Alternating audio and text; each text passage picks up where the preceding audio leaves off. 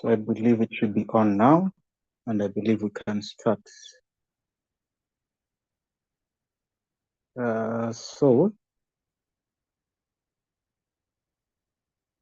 Just a second, let me confirm. All right, yeah, we can start. And so guys, it's again time for another session. And so just before we start, just a second, just before we start, let me share something.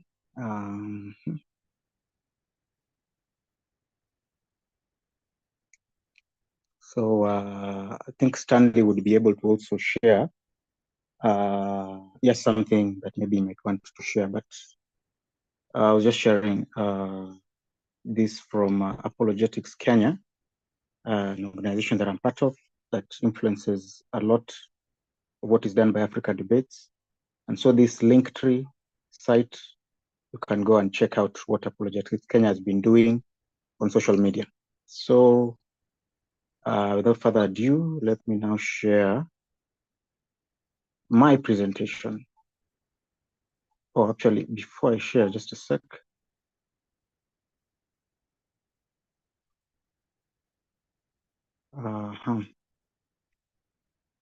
Let me start the timer. All right. So, oh, sorry for that. Now let us. Okay, so this is the topic that we're having, and I think Stanley, you can confirm that my audio is okay. Eh?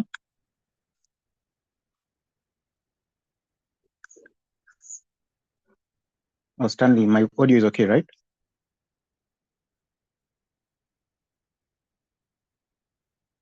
Okay, I assume it's okay. Just a second. Oh, it seems like it's like it dropped off or something. Just a second.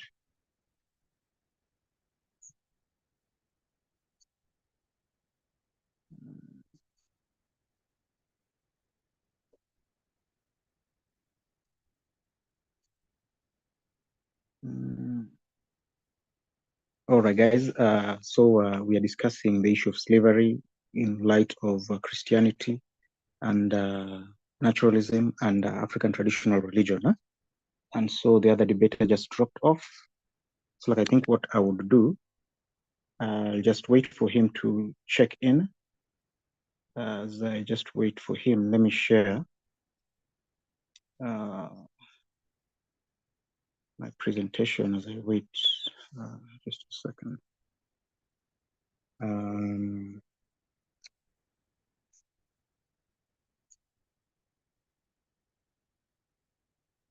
Okay, I think he's back.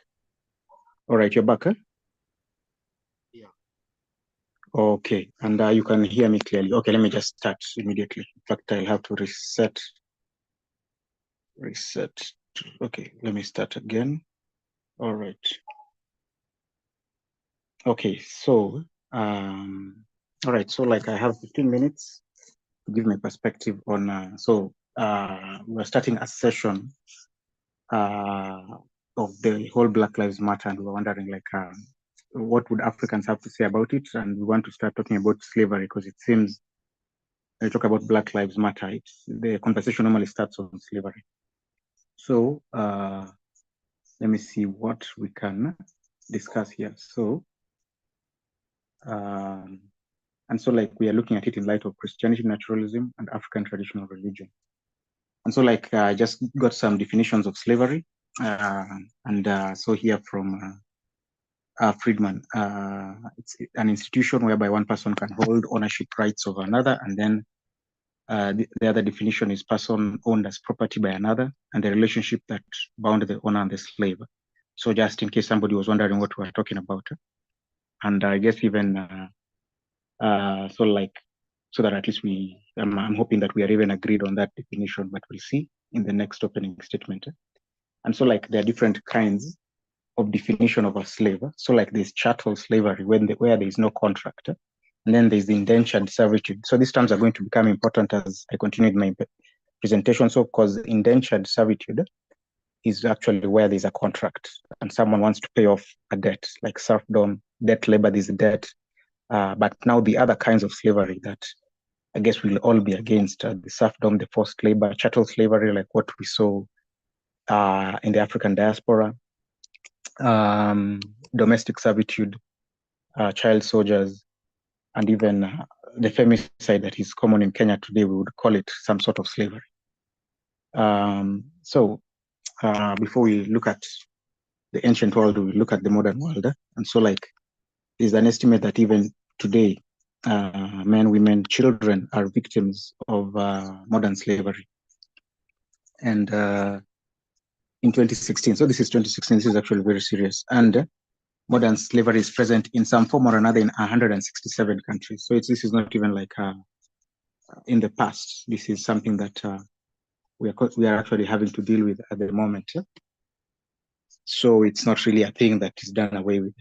But so before I continue, for those who are watching, since we are looking at this from a perspective of Christianity and naturalism and African traditional religion, like if the question now that I wanted to ask you is that if you found out that your view is wrong, like naturalism is, let's say, maybe wrong on this issue, or African traditional religion or Christianity, like would you repent, believe the gospel if you found Christianity is true, or find another objection? Because sometimes I find it's interesting how folks always want answers, but maybe when they get an answer to an objection, they just get another objection. So it seems like sometimes it's disingenuous. Maybe there might be someone out there who probably needs to think about this question.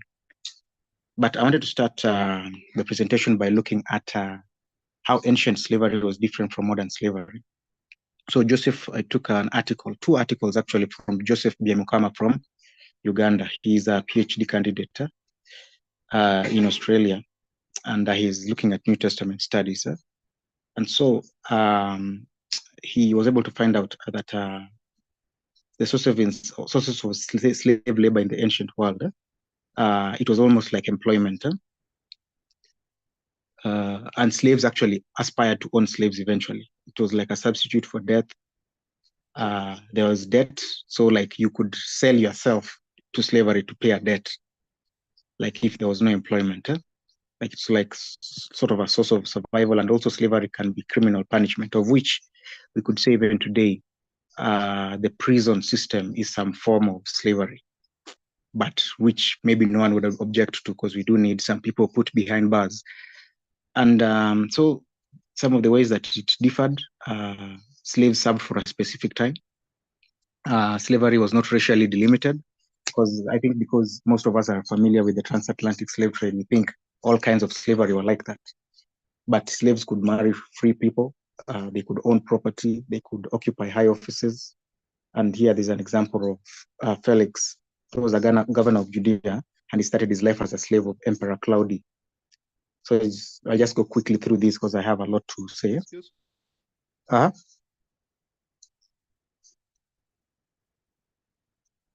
Oh, can you hear me?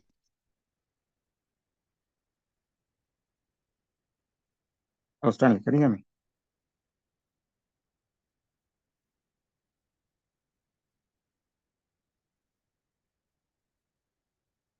Oh, Stanley, can you hear me, or just something? Do I continue?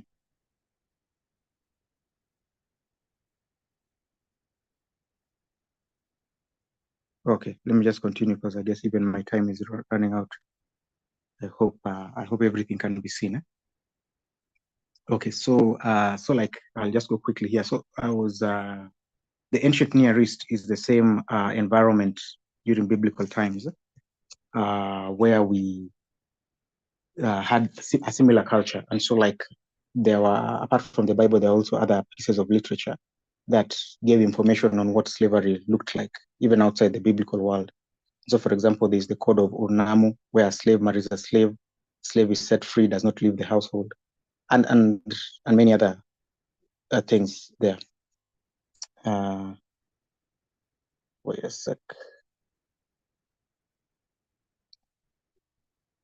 So,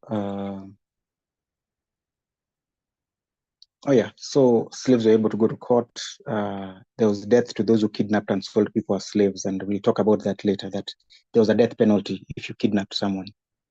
And so slavery was all over the place. So there's the Code of Hammurabi. You can be able to look that up. There are the Black Moors, and these were famous blacks who are able to enslave white people. And so you find that it was not only white people who were enslaving people, that also blacks would enslave white people. The Norse raiders of Scandinavia would enslave Europeans, so even Europeans were enslaving one another. So slavery was all over the place. So this slide was just to show that slavery was all over the place. It was not race-based. It was just, if it could help you, you engaged in it. So it was complex. There were attitudes and laws regulating it. It was not the same as the transatlantic slave trade that came later in the 15th century. And so those who attack, so there are those who would attack the Bible because there is slavery. So they don't show an understanding of this reality, nor an understanding of the Bible. And so the Bible and Christianity have always undermined the foundation of slavery. And I will come back to this. So I wanted to speak a bit about African traditional religion. And so for those who watched our previous debate, we had a discussion on Kemet. And so that is ancient Egypt. And so there are those who would love to say that if we went back to the Kemet lifestyle, religion, we would, or spirituality, we would get rid of these problems we have. But it's interesting that even during the times of ancient Egypt, we did have slavery. And I've just given some citations there. And so we have ancient Egyptian religion where we do have slavery going on. And maybe if we would want to look at East Africa, because I guess the debaters here are East Africans, we would find that even here there was slavery. And in fact, we were actually giving up some of our people. And like here, there's a well-known slave of East African origin known as Malik Ambar, born in Ethiopia. So like everybody was engaging in slavery. The African traditional practitioner, the Kemet practitioner, it doesn't matter who you were. And so trading in slaves existed in Africa before the Europeans came. So it was not Europeans invented slavery for people. And so this is just repeating the same thing, that there was slavery. Soninke people built their successes by enslaving the African king. Slavery existing in Gabu, a crucial point for the Mali Empire. And so there's also the Arab slave trader. The Arabs from the coast carrying on their business of the slave trade and established contact with the native kingdoms in the region north of Lake Victoria. So very close to home, we see there's this report that gave this information. Also Mansa Musa, who is known as one of the richest people who ever existed, was an African Mali national, or I guess there was no nationality then, but he owned slaves of Turkish descent. So like it seems Africans were enslaving non-Africans, non-Africans were enslaving Africans. That's how it was going on. And I think I mentioned this, European Christians became slaves in Muslim North Africa. So this is something that's usually not known. That there's a book, Christian Slaves, African Muslim Masters, where Italians, Greeks, and Brits were enslaved by Africans. So it's just a very complicated situation. So like these are just citations. Maybe I can get back to them if someone asks a question so that I don't spend too much time here. This was just to show that there's no reconciliation in fault finding. I think, and I'll talk about this a bit more. So Jasmine Holmes here talks about how slaves in the Americas were able to get freedom and emancipation because of Christianity and not despite of it. So like there's this former slave, Frederick Douglass, who spoke about, so I'll just read what he said. The slave prison and the church stand near each other. The clanking of fetters and the rattling of chains in the prison and the pious psalm and solemn prayer in the church may be heard at the same time. The dealers in the bodies and souls of men erect their stand in the presence of the pulpit and they mutually help each other. The dealer gives his blood-stained gold to support the pulpit and the pulpit in return covers his infernal business with the garb of Christianity. Here we have religion and robbery, the allies of each other, devils dressed in angels' robes, and hell presenting the semblance of paradise. And so, like, despite the fact he was angry at the slave owners who claimed to be Christians, he still joined, after being enslaved, the AME Zion Church and became a licensed preacher in the church. So this is a former slave who became a preacher and was not alone in his protestations against slaveholders who professed the faith. And so I'll show a couple of slides where you'll find there are a couple of slaves who opposed slavery, but did not oppose Christianity at the same time. So they actually found Christianity helped them. So there's William Wells Brown. So I'll just go quickly because of time. Henry Box Brown. Yeah, so like the whole idea was that slavery's contemporaries and its victims did see the hypocrisy of holding men in bondage while proclaiming the love of Christ. So the hypocrisy of people who claim to be Christians did not tarnish Christianity, just tarnished their own name. And so like there's this idea of there's a difference between the Christianity of the land of the US and the Christianity of Christ. That's what the slaves were seeing. Huh? William Craft was also able to see this.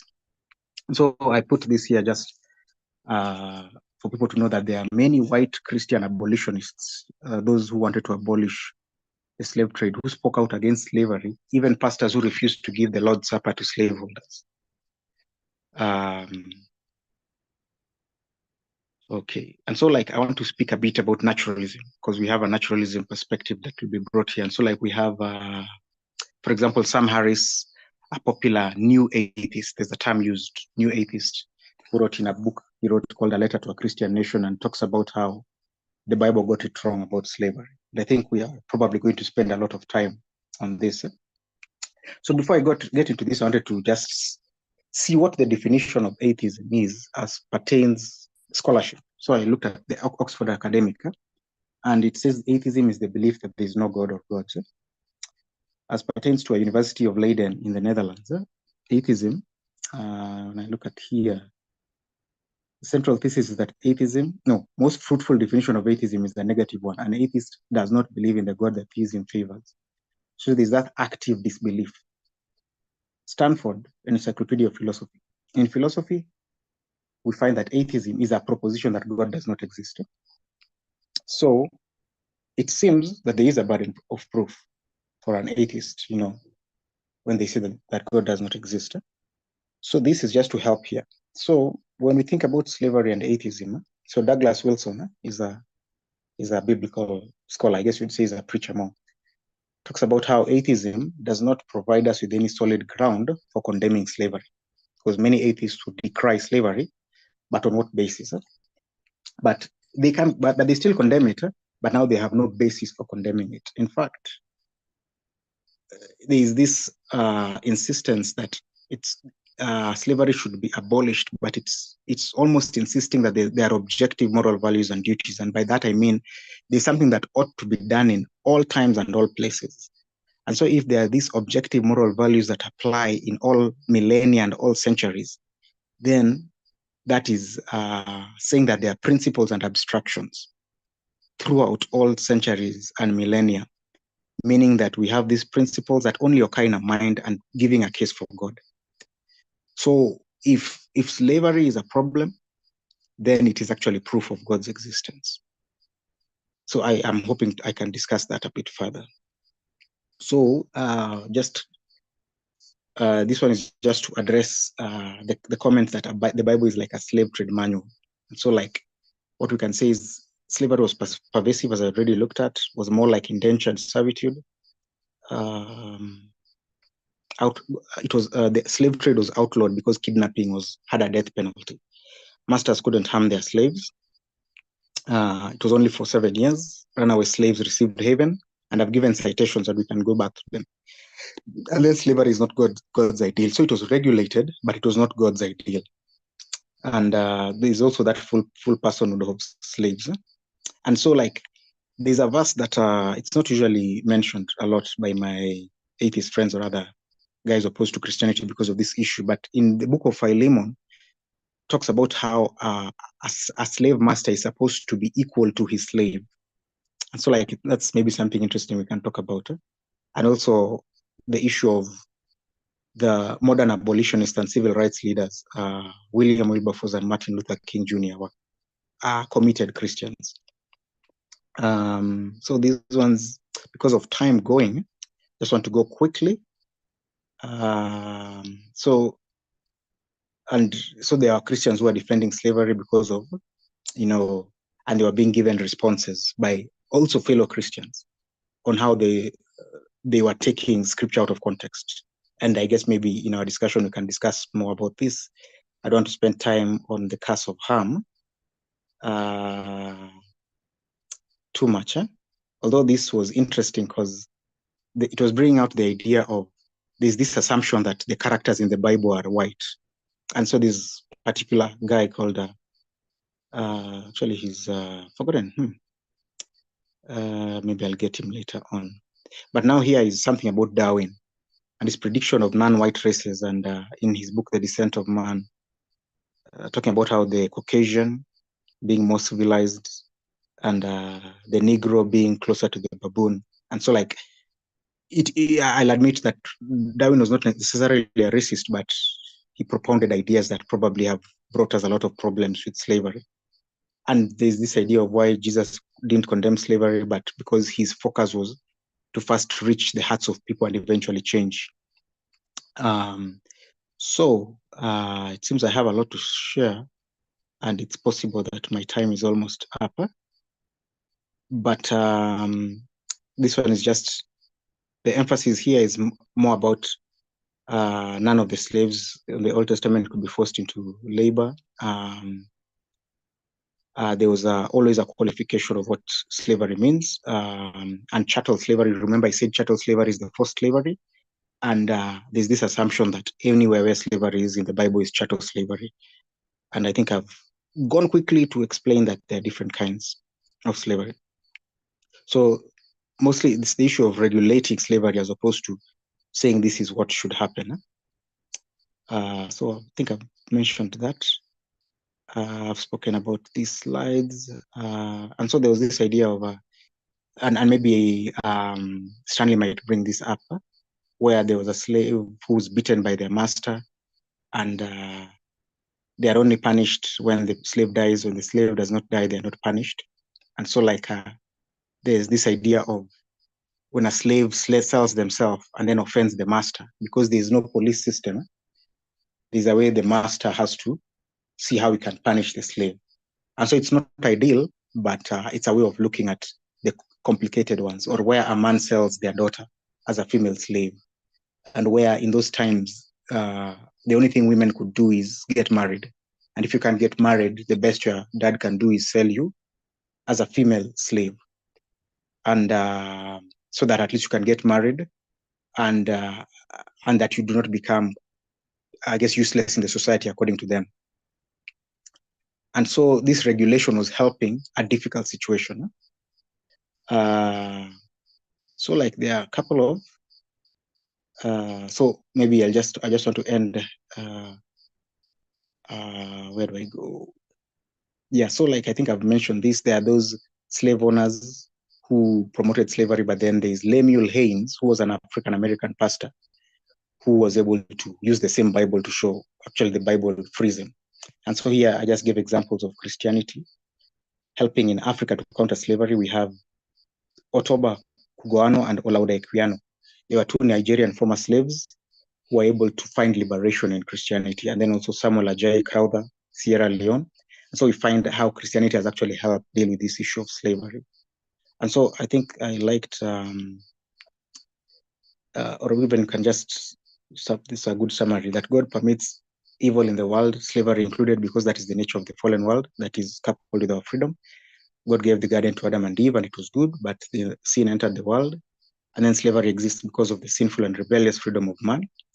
The Lord has allowed us to do with their freedom as we desire, and we ought not to blame God for allowing what we in our sinfulness as a human race have permitted. So I would want to end with this. I've said a lot, but the issue is slavery as sin is also a sin like every other sin. And there's, and even like right now we're talking about femicide and many other sins, but now that sin problem cannot be dealt with by either atheism, a traditional religion, Kemet, and it's only Jesus who is able to deal with that sin issue because he's perfect. When we put our trust in him, he takes our sin, even the sin of slavery, and then gives us our perfection such that the slave and the slave owner can be saved. And so I feel only Christianity gives us a solution to this issue of slavery. Sorry, I've taken too long.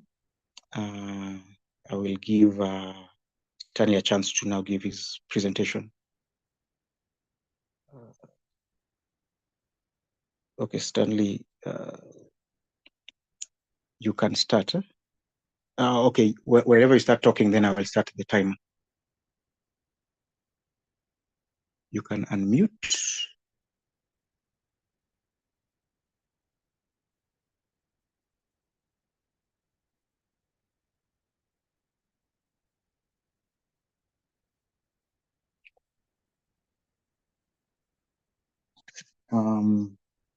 Stanley, you able to unmute?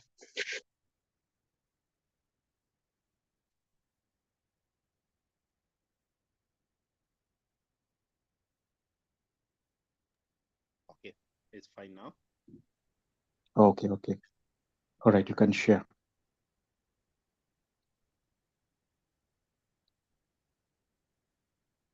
Mine, I don't think I have a lot. Okay, all right. So, let me when you start speaking, I'll start the time. Okay, you can start. I think Okay. I have 15 minutes. Yes. But I can use even the 10 minutes, depend on what they will win.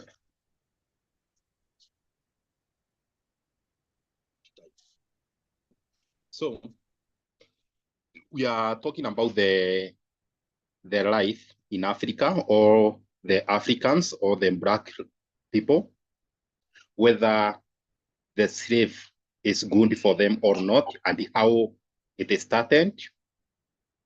Is it fair or unfair? But I will start with the definition of the slave.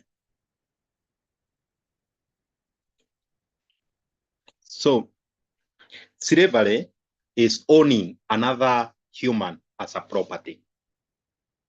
Counting, when you are counting your plot, when you are counting your cattle, your flocks, when you are counting your goat, the human is part of being counted because it's your property.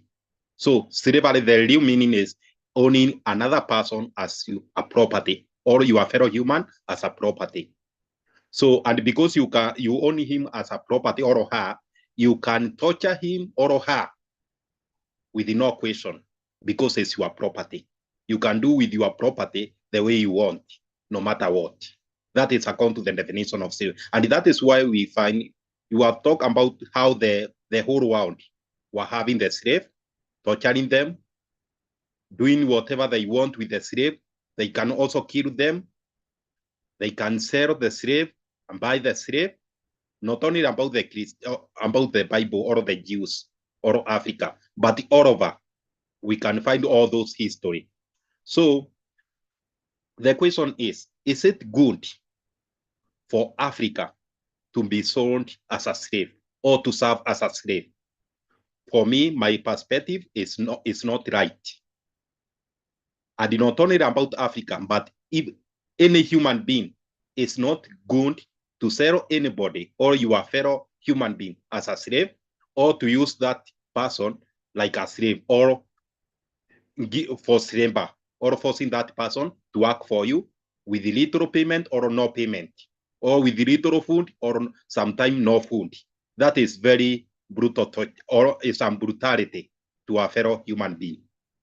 I want to talk about the Christian versus secular perspective.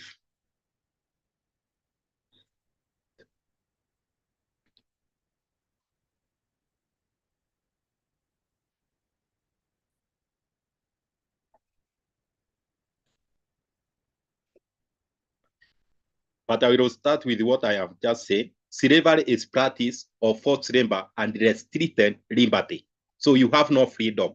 You only do what your master told you. It is also a regime where one class of people, the slave owner, could force another, the slave, to work and limit their liberty. Slavery is a brutal treatment to your fellow human being. Owning a slave means you are owning your fellow human being as a property. You can torture a slave and no one will punish you since it's your property. Africa, especially in Western Africa, was sold as slave to America, North America, and South America, where they were being forced to work and also tortured, and many were killed there. How slave trade was in Western Africa. There was a triangular trade. People from Europe came to West Africa to buy the slave. Then they transport the slave to Caribbean, where they were transported to North America and Southern America. So in the Caribbean, they could be able to obtain or to exchange the slave with the sugar and the other product. Then they go with those products back to Europe. Then they continue from Europe. They can carry the guns and come back to Africa to get more slave. Slavery were promoted by Africa themselves. They sold their own people to Portuguese, earliest from the 1510 AD, and later England, Holland, France, and Denmark joined the trade. Slaves were obtained through war, where they got captive of war, and through kidnapping. Tribes were fighting each other, and this became an advantage of the slave trades. Some prominent African leaders were greedy of wealth, thus making sure the continuous supply of slaves was at a large number. What causes slavery to start easily is because there was already a system that allowed those who couldn't pay debt could work for the debtor. Total slaves who were transported to America, to Northern and Southern America, were around 12,500,000. So according to here, what contributed the slave of Africa to be sold as a slave is because there was a tribal crisis. The tribes were fighting each other. And as we know, each tribe has its own religion or his own traditional custom that bind them together to live in harmony. But that religion of that tribe was totally against the other tribe. That is why we find the tribe were fighting each other, because they think our religion as a tribe allow us to fight you and to take everything that you have, to possess what you have, even to torture your people or to take your people as a captain to become our slave. So that is the cause, because the Africa were divided, or they had many religions or many traditional religions. That is why they were easily be able to sell their fellow Africans as a slave to the Europe or to Portuguese. End of slavery. There are factors that contributed to the end of the slavery. Number one, which is the most. Number one, transition to the industrial capitalist. They shift from transporting slaves to America and they started transporting raw material from Africa to America, where they were at a higher demand. So when the economic changes to industrial capitalist, that is where there was no more market for slaves, and they start now to shift from transporting slaves or from buying slaves, and they start transporting the raw material which were needed in the industry in America, both Northern and Western America. Number two was humanitarian. People they could feel, some people they could feel is inhuman to own another human as a slave or to torture your fellow human. So they campaign a lot, and this caused the slavery to end. Number three is religion. Also started to say all humans were created equal. So religion also contributed something, because they claim all people were created equal. So there is no need to torture your fellow human being. There is no need to own your fellow human being as a slave or as a property. Denmark abolished slave trade on 1803, followed by Britain, then USA, while Portugal continued with the slave trade for about 50 years, then abolished it in 1878. And after abolishing of the slave trade, we can somehow find another slavery, which we can call it colonialism, because now they come and the scramble for Africa start at that point after the Portuguese ended or abolished the slave. So note, a slave trade that was abolished, not slavery. So they abolished the slave trade, but not the slavery. Slave continued to serve their master for many years after slave trade was abolished. But up to date, there is still a debate about which of these factors contributed more. According to you, you may think Christianity are the one who contributed more. Ending of slavery, like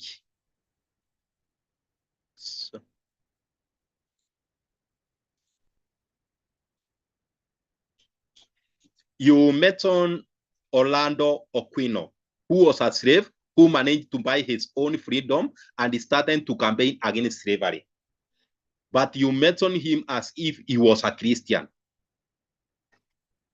But this is not the, I don't know whether he was a Christian, but this is not the thing that contributed his campaigning against the slavery. When he wrote a book, you can read that book. That book is not in connection with the Christianity, but is in connection with the torture that he undergo and his fellow human being, fellow Africa undergo. That is why he tried to campaign, although he was restricted not to come to Africa to campaign against the slavery. Perspective of Christian according to the Bible. You have mentioned many about the Bible, but I also want to mention, and somehow you have mentioned the thing that you expect me to use. So there are several passages in the Bible where God is directly permitting or endorsing slavery. Two of these are in the law of Moses. God permitted the Israel to take slaves from conquered people permanently, and the Israelites could settle themselves into slavery temporarily to pay off debt. That you mentioned, some Israel could settle themselves because they were unable to pay debt for a temporary. After they are clear with the debt, they can return home. But for the other tribe, Israel were able to go and fight other tribes and conquer them, and the captives, they were taken as a permanent slave. And that is where you can find in the Leviticus 25, I think it's from verse 44, say, that slave is for life. You own that slave because you have conquered those tribes, or you have been able to buy the slave from the neighboring tribes. You can own that slave for your life and to be inherited by your children. Imagine you are taking the human being as a property. That is why you are able to inherit that human being from your father or to your children. You are hand over to your children after you die because it's your property permanently. You can torture him whenever you want. The other 5 passages are in the New Testament where slavery as a social institution is endorsed and slaves are called to obey their master in everything. No matter what, you must obey your master. And these are the verses. But slavery is viewed positively in scripture well beyond this command. Owning slave was seen as a sign of God's blessing. Imagine, like Abraham was termed as being blessed, a man who was blessed because he had so many slaves. I know some versions try to skip the word slave and use the word servant, although that does not change the meaning, because even if the King James mentioned the word servant, like the Exodus 21, chapter 21, the King James mentioned the word slave, it replaced with the servant, but the ones there, it means how the servant was mistreated. If you remove the eye of a servant, you are not supposed to pay that servant. You are supposed to release that servant for the liberty. That means that servant was not free, was to serve you with no payment. And if you torture that slave or that servant, according to the King James, nothing you can do for that apart from releasing that servant to go free. How can you release a servant to go free if it's not a slave? So for King James to try to twist from the one slave to servant, it does not make any sense.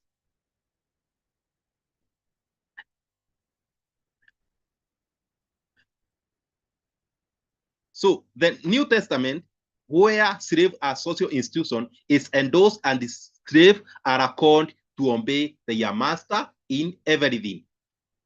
Those verses you can confirm for yourself. But slavery is viewed possibly in the scripture well beyond this command. Owning slave was seen as a sign of God's blessing, like Abraham.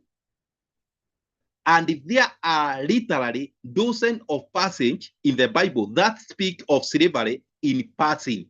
Without comment, slavery was simply part of life, and most people saw it as just the way things always were, even the divinely ordained order of things. New Testament only talk about how salvation came to all, men, women, free, and slave. That I think is according to the Galatians chapter 3 from verse 21.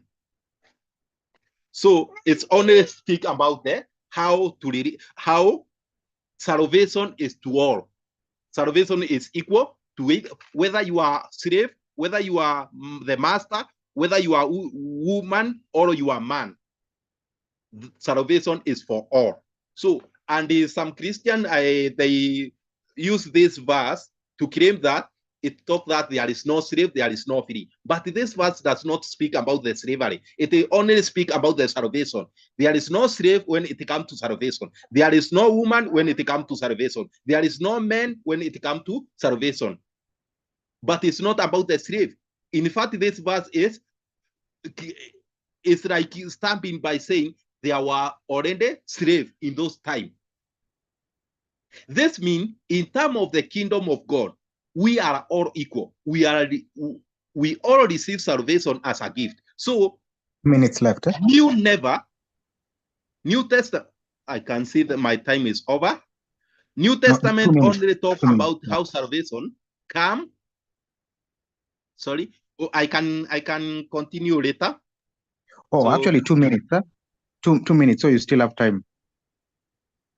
My time is saying is 15 minutes. Okay, I fine. Let's conclude here. So New Testament only talk about how. Okay, I have just mentioned that. So what about Christianity and the slave? First, those who enslaved or who were selling Africa as a slave, they already had Christianity as their religion. Example, England. They were Christian even when they were coming to Africa to buy the slave and to sell the slave to America. Second, the Bible does not condone slavery. Nowhere in the scripture the Bible condones slavery. Only support for human trafficking, slavery. While New Testament, instead of condoning, it only advises slaves to be obedient even when their master are cruel or harsh. You who are, I may quote this 1 Peter chapter 2, verse 18. You who are a slave must submit to your master with all respect. Do what they tell you, not only if they are kind and reasonable, but even if they are cruel or harsh. early Christian, and except for Assyrian Christian who did not believe in slavery, maintained the spiritual equality of slave and the free person while accepting slavery as the institution. Even to, for the whole world, that you are accepting slavery as institution. So I don't think God of the Bible has changed the way he views slavery. If the Bible is about God, why does God keep silence for so long? Why wait 1800 and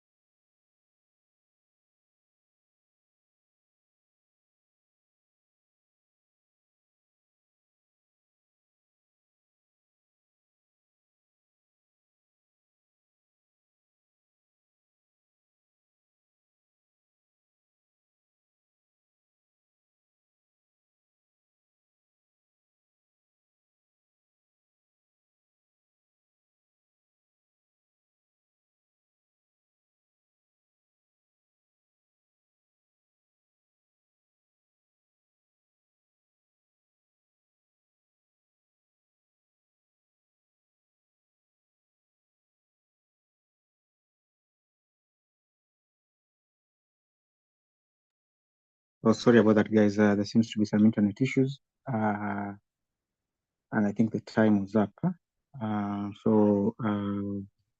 Thanks for joining us. We're just talking about the whole mantra of Black Lives Matter and slavery, and like what the Bible and atheism and African traditional religion have to say about it. So as we wait for the other debater to come in,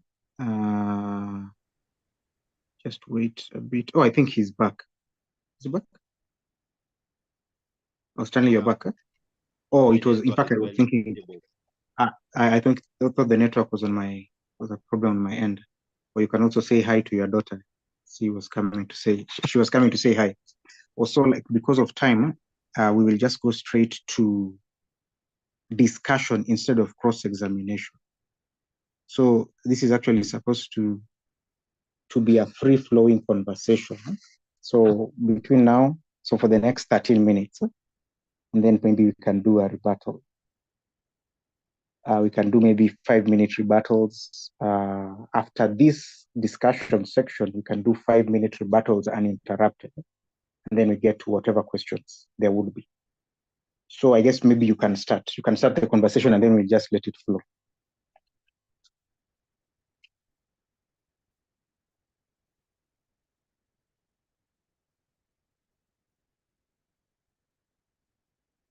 Whenever you're ready. And you're muted.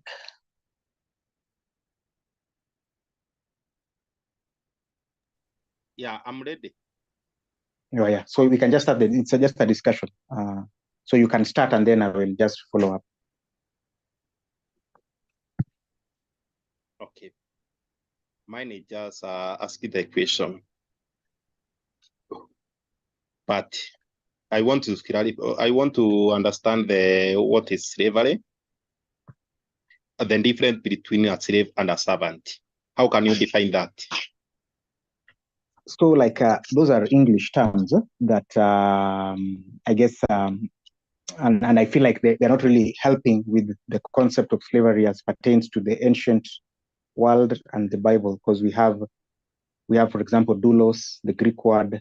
And so like, for example, we have the chattel slavery, which is now owning someone and mistreating them and not caring about them, like what happened in America. And then now there's also indentured servitude, whereby it's almost like employment, but now it is more, you've sold yourself to someone to pay off a debt.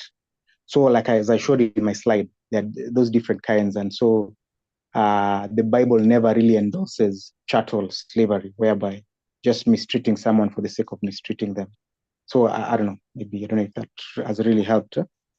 I guess maybe what I could add is maybe like, do you feel as if the position on atheism, whether it can give us any grounding to say whether any kind of slavery is good or bad?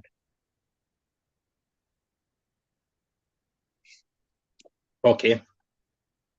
So I may let's first of all answer the first one. For me, I think the servant is the one who is working and being paid, but a slave is the one who is not being paid. But apart from not being paid, can be tortured, just the way we find the history from all over the world, including the Africa and the Israel. So about what you have saying about the perspective of atheism, about the slave. Perspective of atheist, I have no answer of that because there is no being like atheist. Atheist is the answering one question. Is there a God? Yes or no? If you say yes, you are theist. If no, then you are atheist. So the other thing. Yeah. And just on the definition, did you see the three definitions I gave? The Stanford definition of philosophy, the Oxford definition, and the one from the University of Netherlands, which were academic definitions that shows atheism in academic circles is actually belief that there is no God, so that it would need substantiation. Okay. Yeah, I understand what you are coming to, but let's go with your definition. Though I don't accept those definitions. For me, my definition is atheist is answering one question. Is there God? Yes or no? If you say yes, you are not atheist. You are not even agnostic. You are theist. You are a believer. But if you say no, you are atheist or you are agnostic. For me, because of those contradiction of the definition, or somehow some religious they come up to say the atheists believe there is no God. That is why for me I call myself agnostic atheist or skeptical. So by using the agnostic, it means I say I don't believe there is God, but I cannot say there is no God unless you come up with the definition. For example, when you come with the definition of God of the Bible, I'm 100% sure God of the Bible does not exist. If you come with the God of Islamic, I'm 100% sure, and I have supportive evidence or supportive thing to back. So, but what you say, just to sorry, yeah. Just trying to ensure it's flowing as much as possible. I'm trying to answer the question now. The first question: atheist, whether it's atheist or agnostic like me, we have nothing to do with the slavery or with immorality. We human are the one who deal with the slavery or deal with immorality. But and so not, so atheist, and so like that's a name. If, for example, like saying, do you believe there is cow with the 7 hands? When I say no, there is nothing to do with the other thing because I have seen there is no that cow. If I say yes, I believe there is cow with the 7 hands, there is nothing more about talking about the other thing. So it's just answering one question. Whether there is about morality is about human. You and me, we are the one. You could ask me what is my perspective about slavery instead of asking about atheists, because even atheists, they don't have any stand. It's not like religious people. And so like maybe I should ask, because we also wanted to talk about African traditional religion. So like from a Christian perspective, I gave examples of how even in African traditional religion, like they were encouraging slavery sometimes. And so like, would you also see that African traditional religion does not help us with the issue of slavery? Because I also don't think African traditional religion helps us to deal with the issue of slavery. Do you think they also don't help us, or they can help us in that issue? African tradition, they help themselves, especially Africa. I say Africa was not as one.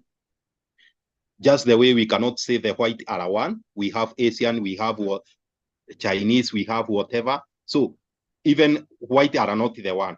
And that is why they continue fighting each other. The same case with Africa. Africa, we are not the one. We are not one. We are so many tribes, so many communities. And each community is able to live well in harmony with each other, but hostile with the other community or with the other tribe. So for Africa, I don't think that you are the one who supported slave, and I don't think that you are the one who ended slave. So it's not, Africa is not the solution to end the slave, because and there so is like, yeah. oh yeah, and I'm actually in agreement that African traditional religion cannot help us. Huh? But now, Yeah.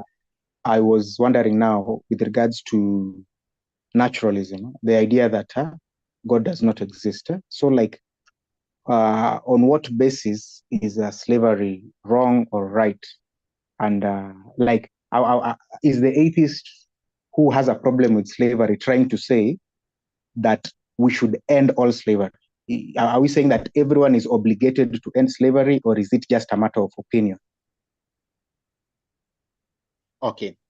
There come with the issue of morality. What is morality? Intention to reduce harm.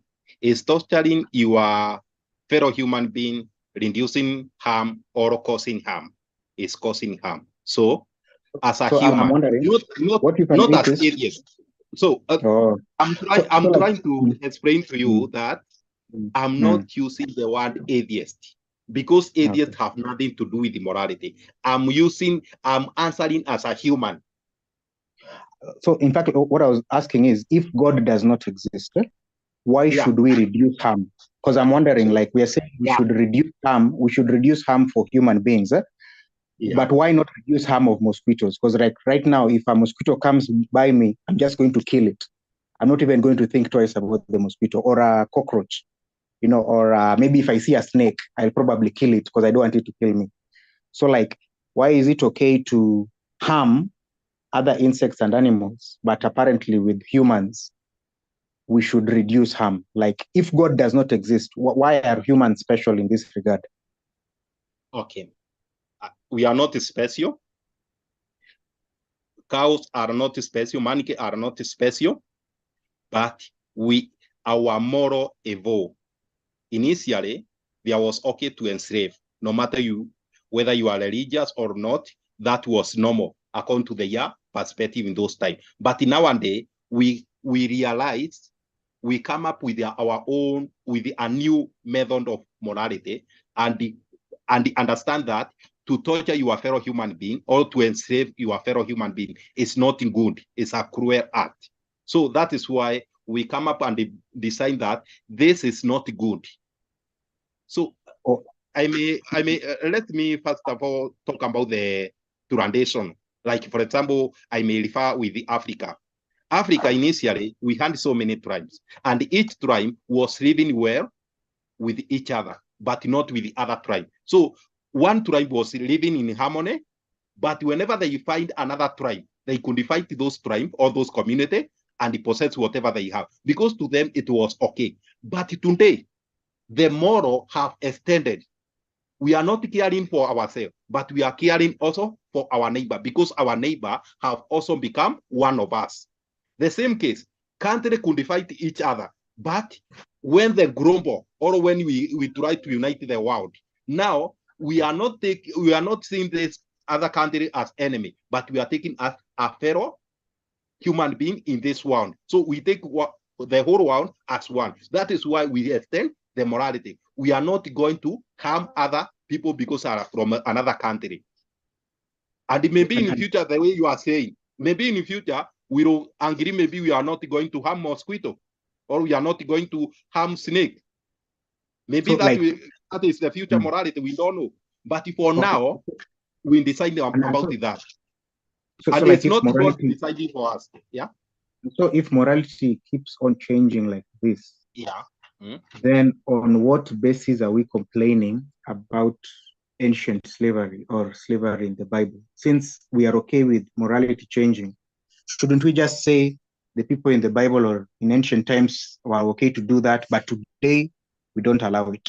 Why do we keep on complaining about people in the past? No. We don't complain.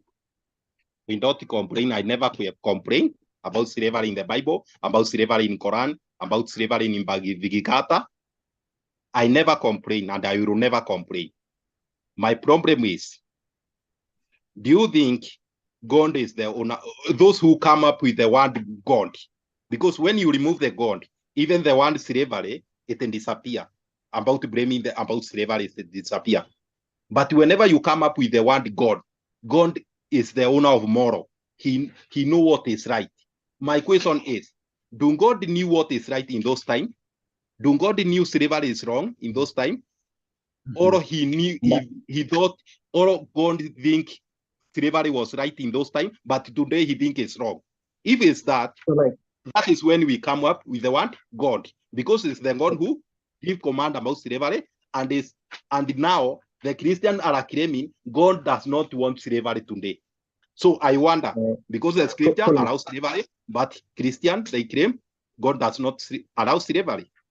Also, so like as you saw in my opening statement, what I did is that I made a case that there is no chattel slavery. Remember, there was the definition of chattel slavery as harming people, and there's indentured servitude, which I guess what you would call being a servant.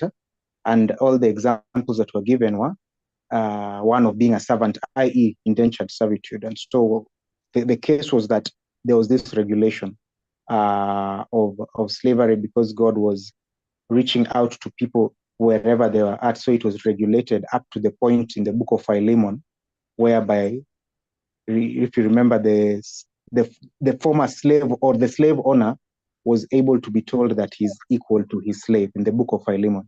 In fact, I'm curious, like, what do you think about the book of Philemon, whereby Paul is telling a slave master that he's equal to his slave? Yeah, what do you think about that book? Not only about that book, there is many verses that Paul speak about how in terms of salvation, slave and the master are equal. And in some point he say, if you are slave and you find the opportunity to get free, take that opportunity to become free. That is what the Paul is saying. So Paul is not saying no more slavery, but he's saying if you are slave, but you get a chance, that means Paul already accepted there was a slavery, and he never condoned by saying slavery is not God's will.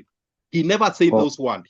Nowhere in the Bible say there shall not have any slave, but Paul only slave to be obedient, and the master not to be cruel to their slave. Why? But do you see that he was sowing the seeds of emancipation, of releasing people eventually?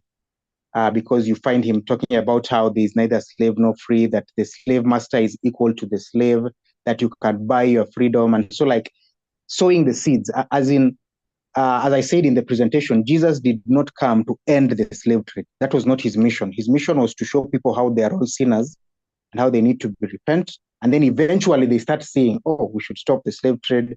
We should stop polygamy. That's why you even see something like polygamy. We don't see any Christian in the Bible being a polygamist. Because slowly, So like, do you see that idea of regulation to the point of emancipation eventually? There is no regulation, because just the way I have quoted in the First Peter, saying, you slave, obey your master, even not only the time when they are good to you, but even when they are harsh to you. Harsh to you mean what? They can torture you, as we know the normal about the slavery. You cannot say just the slavery in the Bible is exceptional. For example, I quoted, there is a verse that says, if a slave is being injured, you are not supposed to pay the slave. You are supposed to pay the master. So imagine somebody come and hurt me, injure me. That is in Exodus 21. I think it's from verse 20 something. Yes, I think it's from verse 20 that they have there. Oh yeah, maybe you can bring it up. Maybe in the and in fact I was thinking we are about to go to the rebuttals. Maybe you can bring it in the rebuttal, and then I can look at it and then see if I can respond to it. In fact, so maybe you can have the last word here, and then in the next minute you start your rebuttal. So I'll tell you, you have 1 minute to finish up and then you start your rebuttal. Okay. Mine, I will say this. I have no problem with the slave because the slave, it was just our way of life in the past. And today we as a human being, not us as Muslim or us as a Christian. We have taken it with another perspective and think that is not good to do to your fellow human being. So, but the question was, but my problem is, if there is God, as a Christian claim or other claim, why do that God say, if you knock your slave on your on eye, you are not supposed to be punished, but to release that slave? Instead of God saying, there shall no one should have any slave. No past like that. Instead, God is saying, go and buy slave. Go, and if you buy your fellow Israel, you are supposed to stay with them for only 7 years. But when you buy from other tribe, you stay with that slave permanent to be inherited by your children.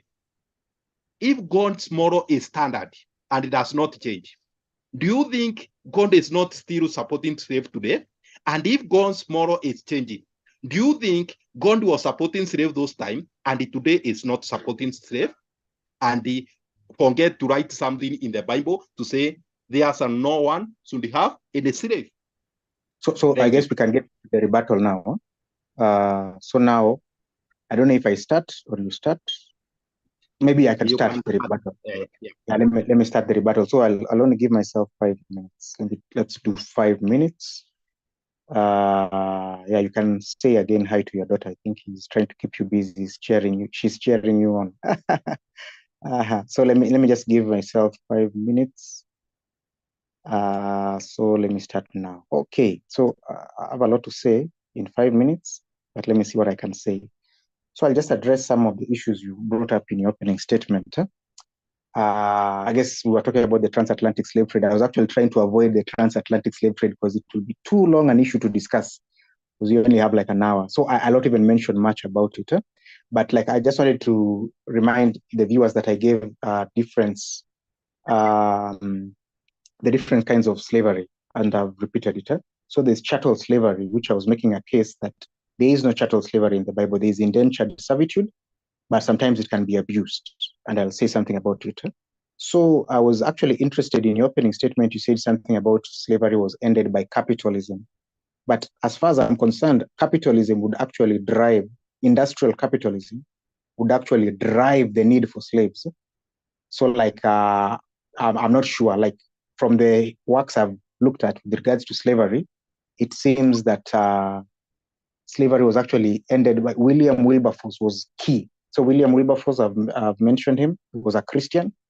So I actually find it's very interesting that there are no traditional Africans, there are no atheists, there are no Kemet guys who helped to abolish slavery. Like I find it very interesting, and maybe I would like to see what you say about it in the rebuttal. Like, why is it that it was Christians who are championing, not even Muslims, not other guys from other religions? It was like Christians. There's something about Christianity that seems to be showing people that slavery ain't okay.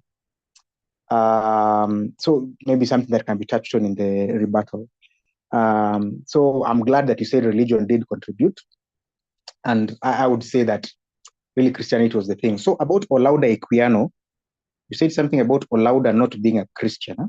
So as you saw in my opening statement, Olaudah Equiano was a former Nigerian slave, and they actually were preaching Christianity and talking about how liberation, their liberation came because of Christianity.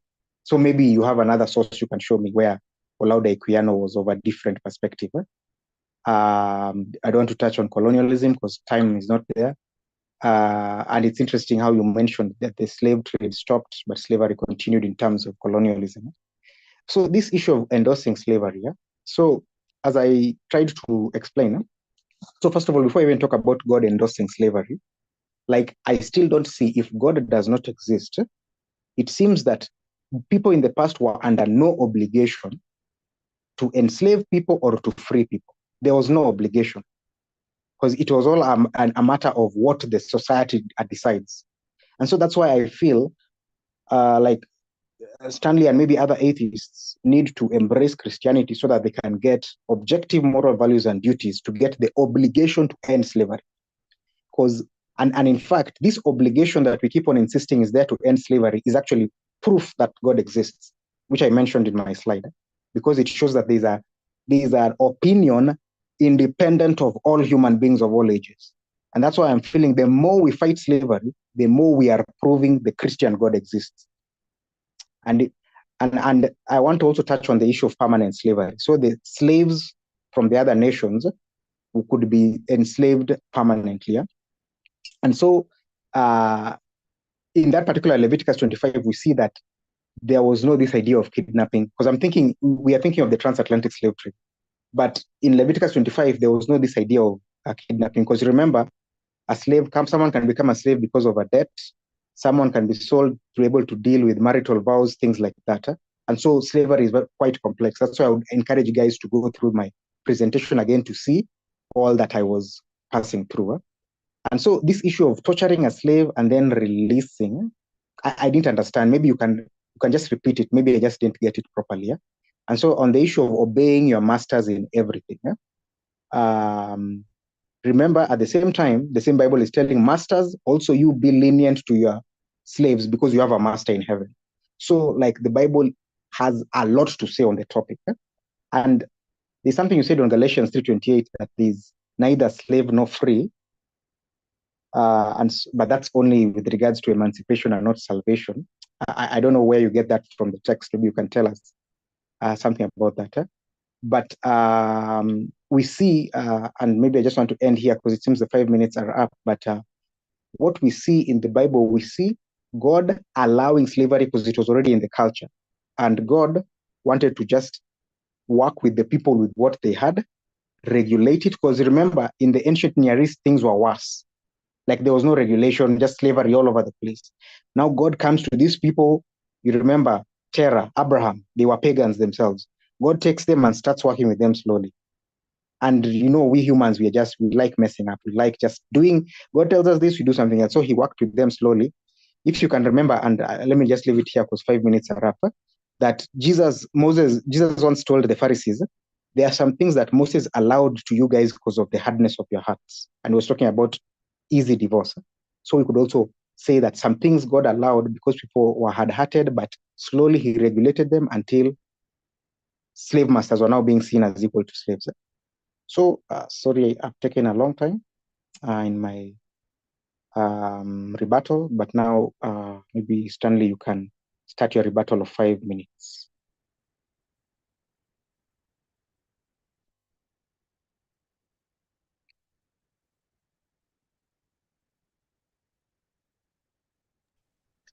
Fine. When you start speaking.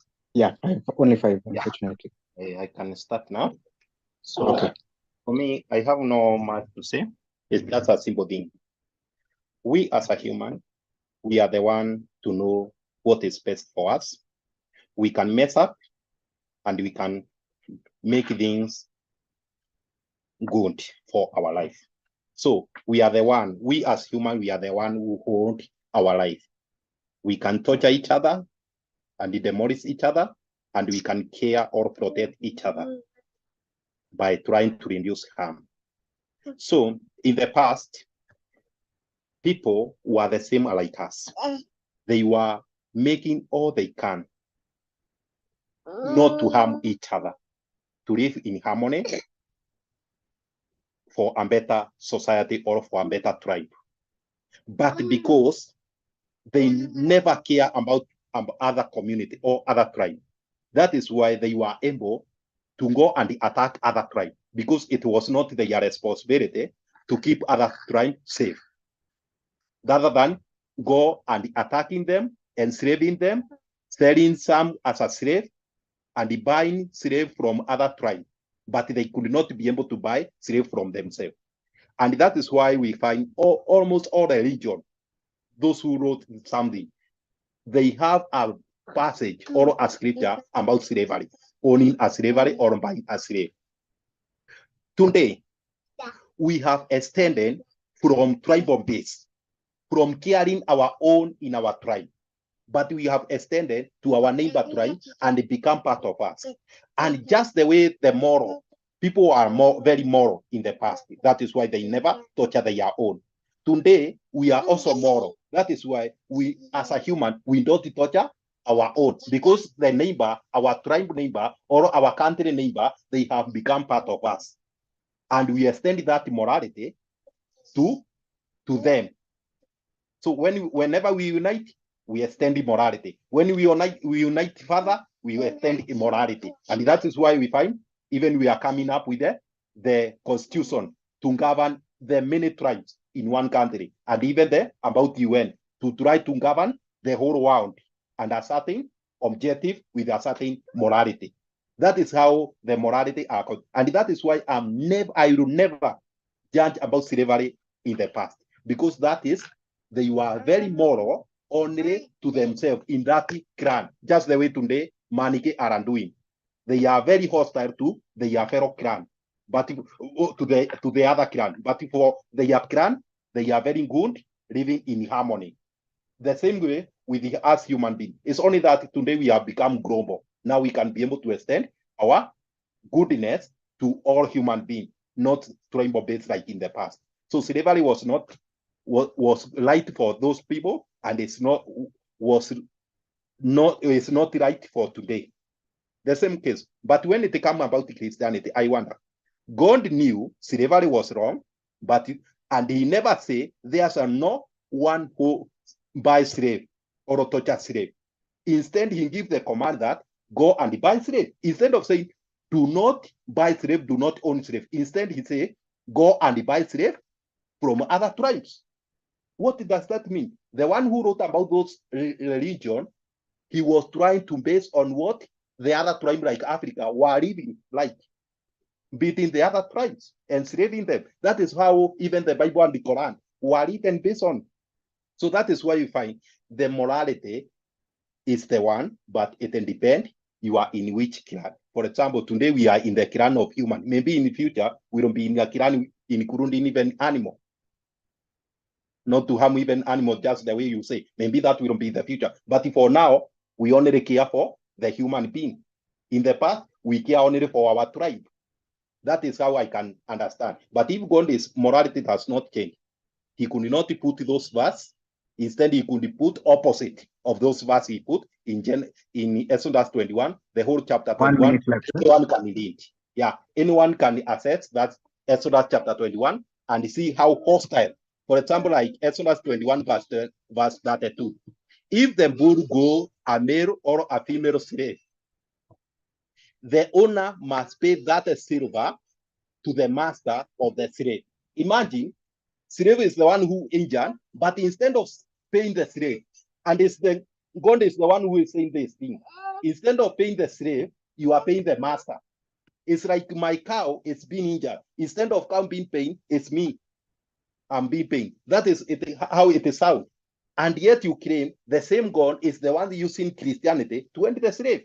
And no any verse that claim or that say do not have any slave. You only try to twist verse that say about the salvation is for all, and there is no slave, there is no free when it comes to salvation. But about the slave, which is a very strict, was God not able to write a simple one? There's no one to hold any slave or to buy or to sell any slave. But instead, we only find about salvation that you are trying to twist to sound as if it's ending the slave. Today, Christian, they don't know what a Bible. They don't know, because you have seen as if you know what God says. You know intention of God in those times. I don't know how you know the intention, but you claim you come up, interpret the Bible. God say this because of this and this. I don't know where you get all those explanations from. Because nowhere in the Bible, those explanations, nowhere even outside the Bible. So either it's your own mind that is coming up with those things to explain, to try to twist from Bible to sound better. But for me, I'm just quoting directly from the Bible, which say, there, go and buy slave. If you touch a slave, pay the owner, but not the slave. If you remove the eye of a slave, release the slave to go free. You are not supposed to be punished because it's your property, but release that cow to go free. As simple as that. Genesis 21 and even Leviticus chapter 25, among other verses. Yeah, okay. I think. So, well, yeah, thank you. Oh, okay. All right, thanks for that rebuttal. So, like, actually, there were no questions in the chat or in the YouTube live stream. So we would be forced to actually just go straight into the closing statements. And so the closing statements are more of like just giving a summary. Because now the topic, remember the question was whether Black Lives Matter with regards to slavery and what Christians and naturalists and African traditional religion practitioners have to say about the issue. I guess like in a minute, we can give a summary of the issue. But just before that, I wanted to share and I don't know, like, was there something you wanted to share from your end with regards to, I don't know, the Skeptics and Atheists Society, or maybe there's nothing else? But for now, no. Yeah, for now, no. But so I wanted to share something here. I'm just hoping it will open. Is it opening? Oh, okay. So I wanted to share before now I give the statement, the final statement. So I had spoken about Apologetics Kenya earlier. So this is a website.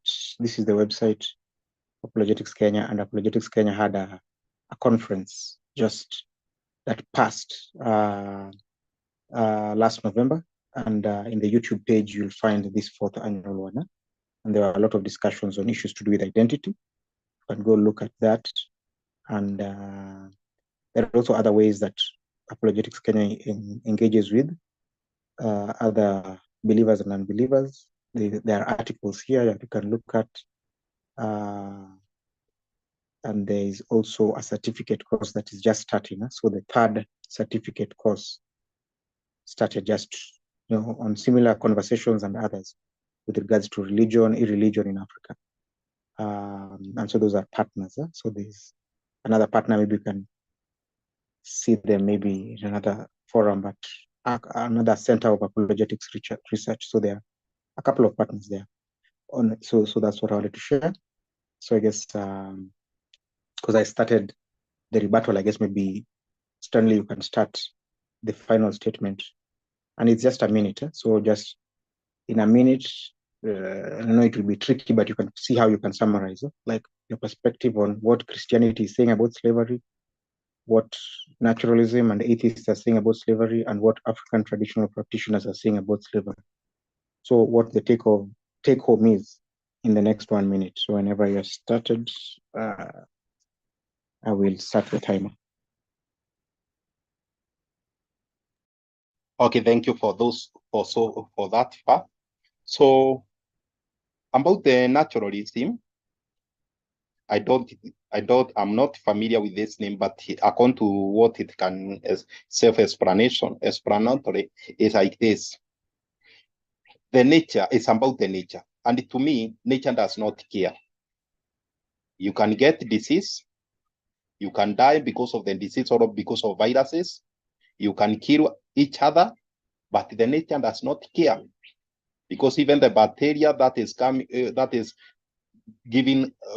spreading the disease or giving us the disease to kill us, is part of the nature. So the nature does not care whether we live. Yeah, the nature does not care whether we live or we don't live. So that is about the naturalism, what I can understand. So it does not care. So nothing we can explain through naturalism. The only thing we only define through our own perspective as a human being. So we as a human being, we are the one who come up with the moral. Today, it's not the Christians that are coming to end the slavery, but it's human being. If I stop wrong thing, does not mean atheists have stopped the wrong thing. It means me as Stanley or me as a human being, I have able to stop the wrong thing. So by stopping the wrong thing, because majority is Christian, and you end up by seeing it's a Muslim who have stopped that. Don't say it's a Islamic is the one that stopped that wrong thing, or atheist or Christianity. It's just a human being who have seen this is not fair treatment to a fellow human being or to our environment. So don't claim Christianity and this or atheist and this, but just say, is this good for human being? Yes or no? If no, stop that. If yes, promote it. As simple as that. Thank you. Okay, thanks. And I'll also just try and do it in a minute. I know it's crazy, but okay. So, like, just to summarize my position, I showed that African traditional religion, there was slavery, and also I quoted Darwin, where in his Descent of Man, like he showed that there was a possibility of seeing Caucasians as more progressive compared to the Negroes. And so, like, and also the Kemet, we found the Kemet who want to tell us that it's better to go to their religion. We found that also there was slavery engaged there. And so, like, we even have Christians who are slave owners, but now what we found is that there was this regulation of slavery that was not chattel slavery, that was heading towards emancipation, where we find Philemon and Onesimus in the book of Philemon being seen as equals, despite the fact that one is a slave master and one is a slave. And so, like, I find that Christianity, where Jesus died on the cross for our sins, giving us the perfection, can give that perfection to both a slave owner and a slave. And that's where we find a resolution to this issue of slavery. And that's my time is up. And I guess that's the end of my final statement and the end of today's session. And I guess for those logged in, probably in YouTube, or those who are going to watch the recording later, we hope at least it's been informative, if nothing else. And the time is over for the session. Look forward to next time. Thank you, Stanley, for engaging. Thank you. All right, can log out now.